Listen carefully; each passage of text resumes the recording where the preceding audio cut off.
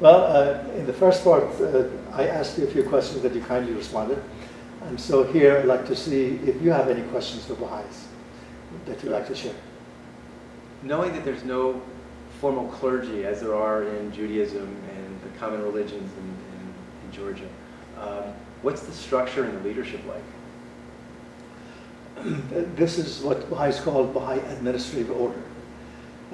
First and foremost, Baha'u'llah, the founder of the Baha'i faith, who revealed his message in the 19th century, said that humanity has reached the age of maturity.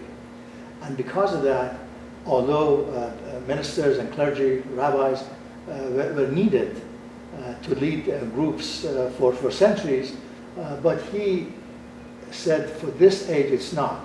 And the reason he said it's not is that he said that although they brought people together, but at this time, because humanity's mind has developed so much, there would be a tendency of creating more sects and more denominations and more separation in religions through having those kind of leaderships. So it said that humanity has reached the age of maturity, and therefore all of us need to think for ourselves and be and what he calls independent search for truth.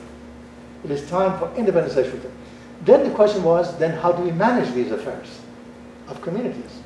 Then he said, at any community where, let's Marietta, this region, where there are more than 9 Baha'is, you just have annual election. And in this annual election, you choose democratically. You elect 9 people to represent you. And those 9 people individually, none of them has any power. But collectively, they manage the affairs of the Baha'is for that 1 year. And then the following year, there will be another election. Now, that election process is also done on a national basis. So, for example, in the U.S., the National Baha'i Center is in Chicago, a 2-step process. And then every 5 years, we have, on an international level, we also have the same kind of election. And because Baha'is believe in the oneness of the humankind, they don't have to represent the state or a particular country, but they choose 9 people who represent humanity at large. And that is called Universal House of Justice. And do you know where they're located? In Haifa, Israel. Naturally. It's very interesting that Baha'u'llah, the founder of the Baha'i faith, he was in jail from the moment he gave his mission until he died for 40 years. And it happens that Palestine at the time, Akka, was the jail of the criminals. So they kept them in that place so that his mission would be totally annihilated. And so that's where he died, and so that's where it became also the official center of Baha'is. And are there Baha'i centers that have a group of 9 in Atlanta or Georgia or?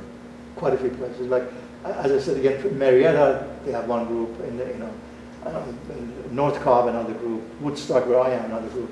So there are maybe 20-25 groups in Atlanta area. That are considered centers. They have a group that organizes them. So if they have enough funds, they would buy a place and that becomes a center. Otherwise, they meet at homes, just from one group to another. Same way a Jewish congregation would start. Yeah.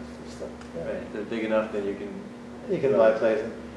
And what is it that, if I were to consider Baha'i to be a newer, less common religion than Hindu and Buddha and Islam, the largest of the faiths, what separates or differentiates you from some of these other newer, younger religions? There's evangelical and there's Sikhism and such. Right.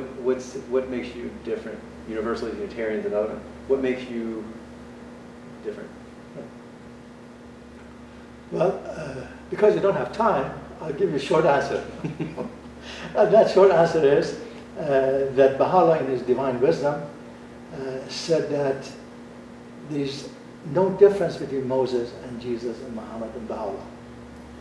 He said, if you deny one, you deny them all. So if you become Baha'i, Moses is your prophet, Jesus is your prophet, all of them are your prophets. That's why when I come to a synagogue or go to a church, it is my synagogue, my church, because Baha'u'llah says they're all one and the same. That's the same. That's why when we start talking that, so it says that moral teachings are essentially the same. The laws based on where they were revealed could be a little different, but they serve the same purpose. But Baha'u'llah says progressive revelation means that once every 1,000 years, this message which is renewed brings the newer nuances of it. For example, 2,000 years ago, nobody was allowed to even read the Bible. For 1,500 years, among Christians I know, only the pastor, the minister was allowed to read it. But now Baha'u'llah says that independent, unfettered search for truth is that it's every individual's responsibility. So he says that's a new teaching. As we know, in no religion of the past, there was not real equality between men and women, or equality of races. This becomes now another foundation of the Baha'i faith. So Baha'i faith says that the moral teaching, the laws remain the same, essentially the same. The social teachings have to change. We can change them ourselves, like you become Reformed Jewish or Unitarian Universalist. But if you can say a difference, it don't call it really a difference. The nuance of it is that Baha'u'llah says that, yes, we can gradually do it, but they become thousands of new denominations. Many of them would have conflicting ideas. But our belief is that this message has come from God to us for this time. And Baha'u'llah said emphatically that you don't make the mistake of other religions of the past, where they saw finality in their faith. Because there's no finality. As long as there's humanity, there will be renewal. And that renewal, then Baha'u'llah says that now that we have come to this age, I won't allow you to disintegrate into hundreds of sects. So you're either Baha'i, or if you don't accept these tenets, you're not a Baha'i.